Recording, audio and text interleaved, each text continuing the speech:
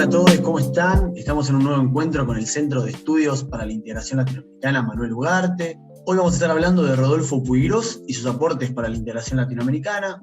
Y para eso invitamos a María Villalba, socióloga, especialista en pensamiento nacional y latinoamericano de la UNLA, que bueno, ella nos va a contar un poquito quién era Rodolfo Puiggrós y cuáles fueron justamente sus aportes.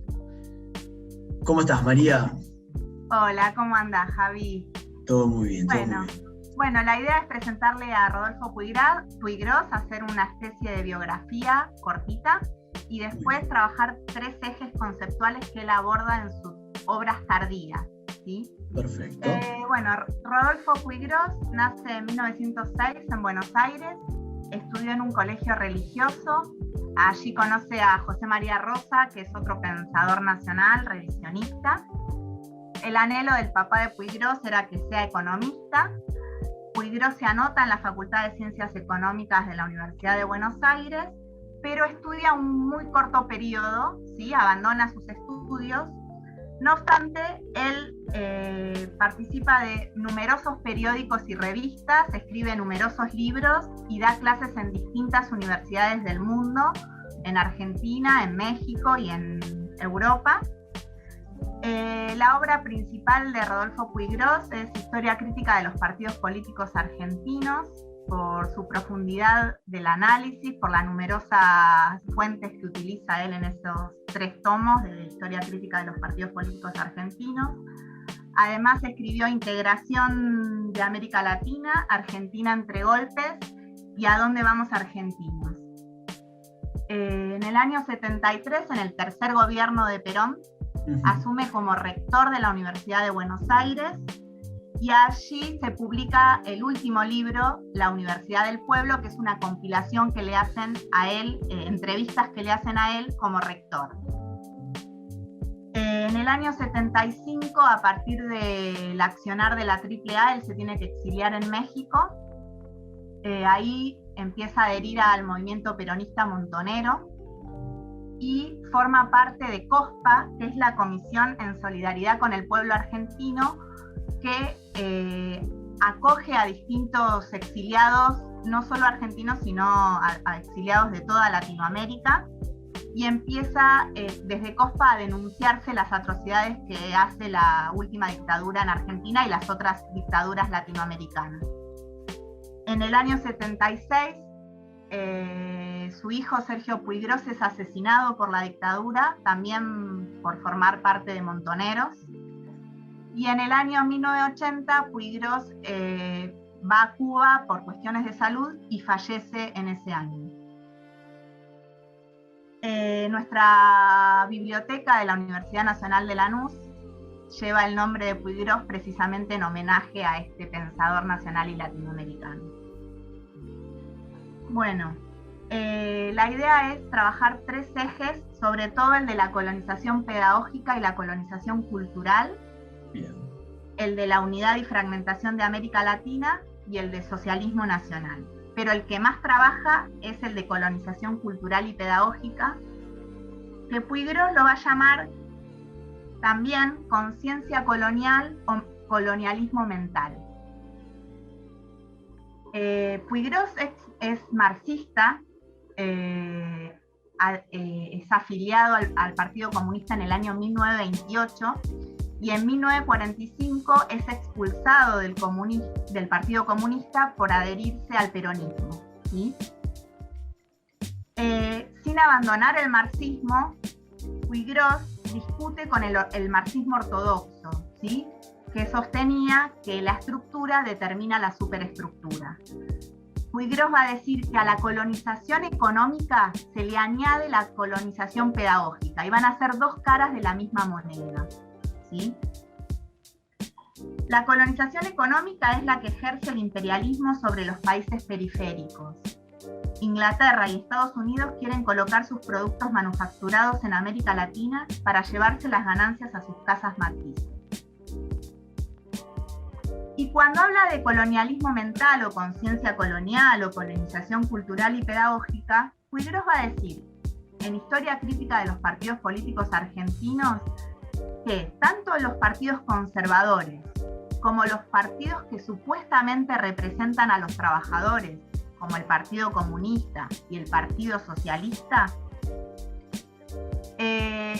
son colonizados culturalmente, ¿sí? Establecen verdades universales y abstractas para todo tiempo y espacio, sin tener en cuenta las particularidades latinoamericanas. Y entonces él va a discutir un poco con el etapismo marxista, que él dice, Puigros dice, el etapismo marxista de las formaciones económicas, del modo de producción asiático, el modo de producción esclavista, el modo de producción feudal, el modo de producción capitalista y el modo de producción socialista, pueden ser útiles a la hora de interpretar y entender los procesos europeos. Pero en América Latina se produjo otras formaciones económicas. Y una frase muy linda que dice Puigros en ese libro de Historia Crítica de los Partidos Políticos Argentinos es que a nadie que profundice en nuestra historia se le ocurrirá asimilar el gaucho con el ciervo de la gleba medieval, destacando de este modo que el gaucho es propio de nuestro país. Mientras el ciervo en Europa estaba atado a la tierra y le debía servidumbre al señor feudal, el gaucho recorría todas las tierras y era seminómade, ¿sí? Y Puigros dice que hay formas específicamente indoamericanas que se fusionaron con las formas que trajo el conquistador, generando una originalidad en el continente. Otro ejemplo de colonialismo mental difundido por los partidos políticos conservadores, el Partido Socialista y el Partido Comunista, es asimilar el nacionalismo que se produce en Europa del nacionalismo de los movimientos nacionales y populares en América Latina. ¿Sí? Él dice que hay una diferencia.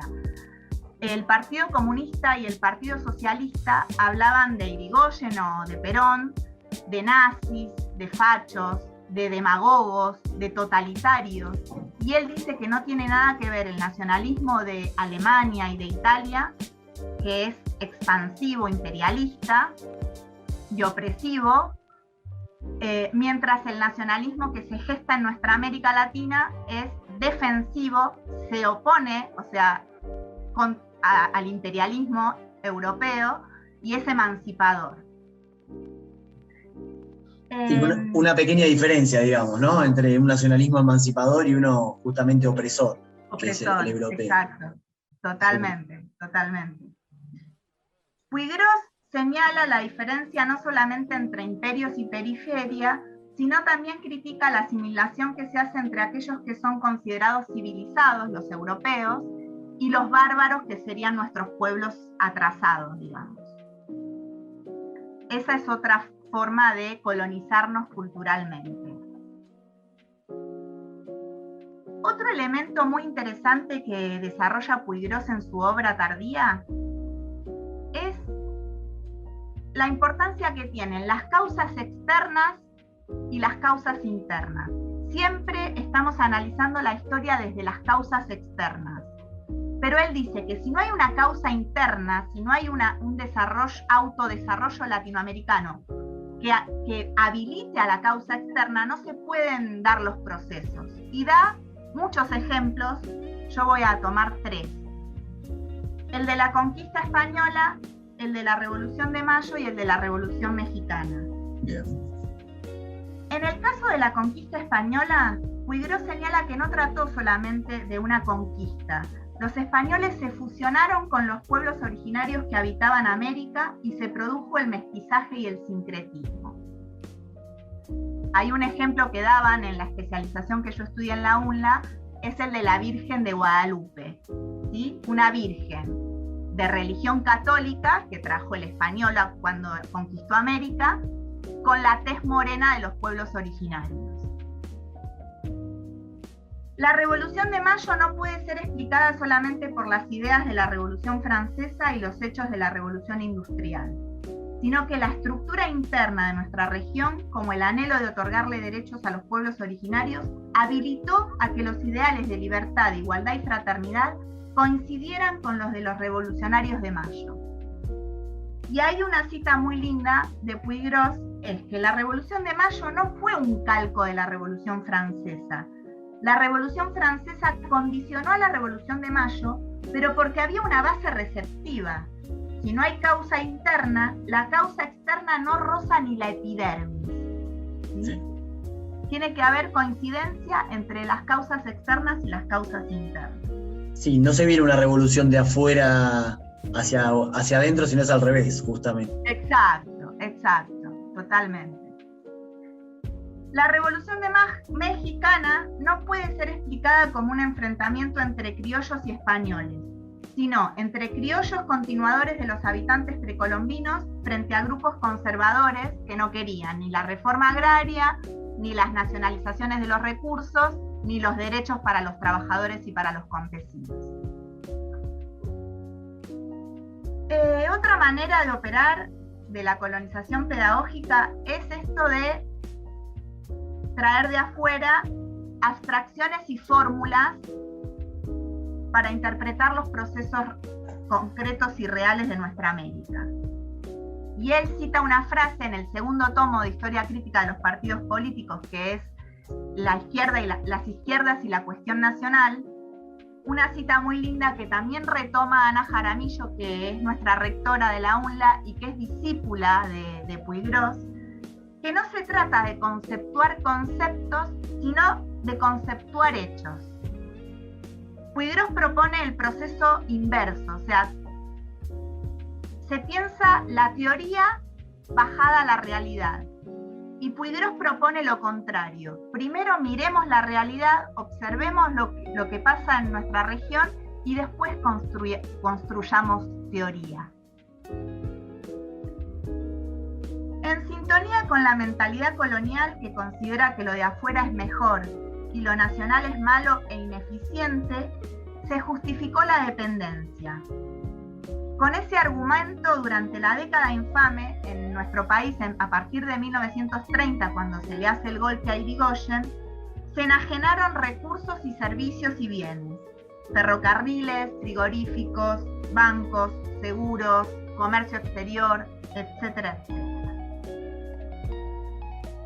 Además, Puigros cuestiona esto de dividirnos entre izquierdas y derechas, porque también es una lógica eurocéntrica. En nuestro país se habla de peronismo-antiperonismo, ¿sí? Y en ese sentido, dice, tampoco se puede hablar de un enfrentamiento entre proletariado y burguesía, porque eso es muy propio de Europa. En América Latina se gestaron los movimientos nacionales que contemplaron tanto trabajadores como a la burguesía nacional. Y en todo caso, se tiene que hablar de pueblo-antipueblo o pueblo versus oligarquía. Otra herramienta de análisis del coloniaje cultural es la diferenciación que se hace entre dictaduras y democracias. Y Puigros dice que en 1955 se le produce el golpe al peronismo, ¿sí? Y hasta el año 73 se van a suceder distintos golpes de Estado, y los únicos dos gobiernos democráticos que van a ser el de Frondizi y el de Ilia son democracias débiles y están maniatadas al poder militar. Entonces, en ese sentido, las democracias en ese periodo fueron, estuvieron al servicio de los intereses foráneos, ¿sí? Salvando obviamente las distancias de que Puigros sabe distinguir el gobierno democrático del 73, que lo llevó a él a ser rector de la Universidad de Buenos Aires, con la dictadura del 76 de Videla, Macera y Agosti, que lo mata y lo asesina a su hijo, ¿no? Obviamente. Sí, totalmente. Hace esa salvedad.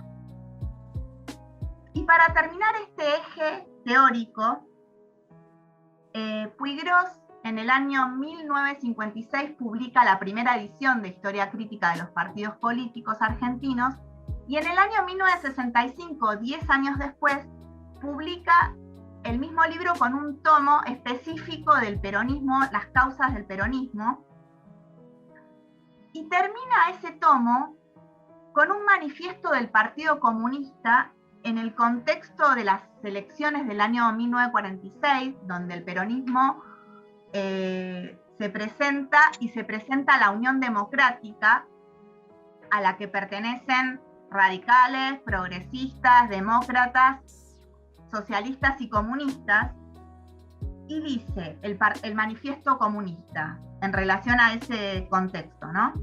Hay que aniquilar a ese malón peronista u hordas salvajes para higienizar la democracia y la política. Acá se ve a las claras un pensamiento antinacional justificando la denigración de los sectores populares. Y vuelve esa cosa de la civilización y la barbarie, ¿no? Como, sí. A pesar de ser socialistas, comunistas, aparece esa denigración al peronismo, digamos, en este caso, sí. que era la barbarie. Sí, los sectores populares totalmente denigrados por el comunismo, que era un partido que supuestamente representaba a los trabajadores. Pero bueno, lo que Puigros quiere mostrar, habiendo estado afiliado muchos años, del año 1928 al 1945, cómo la colonización pedagógica penetró también en esos partidos, ¿no?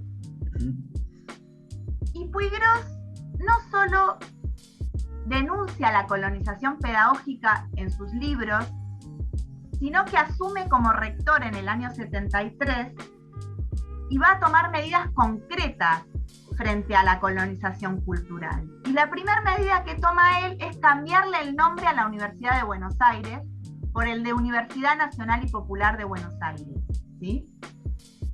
De ese modo él está batallando el colonialismo mental o la conciencia colonial. Puigros va a estar solamente 3 meses, pero toma 90 medidas totalmente profundas. Además de la del cambio del nombre, propone articular la universidad con la comunidad, que la universidad esté al servicio de los sectores populares. Creó una materia obligatoria llamada Historia Social de las Luchas del Pueblo Argentino. Creó un centro de estudios del tercer mundo llamado Manuel Ugarte. Creó títulos intermedios para que los estudiantes tengan títulos habilitantes antes de que terminen sus carreras. Estableció la incompatibilidad del ejercicio docente con multinacionales como la Fundación Ford. Y creó becas, entre otras. Si nosotros tomamos todas estas medidas, vemos cómo la UNLA es discípula de Puigros, en tanto que nosotros en la actualidad tenemos un seminario de pensamiento nacional y latinoamericano que es transversal a todas las carreras. Se crea el Centro de Integración Latinoamericana Manuel Ugarte, dirigido por Mara Espasande. Se crean becas, bueno, etcétera, etcétera, digamos.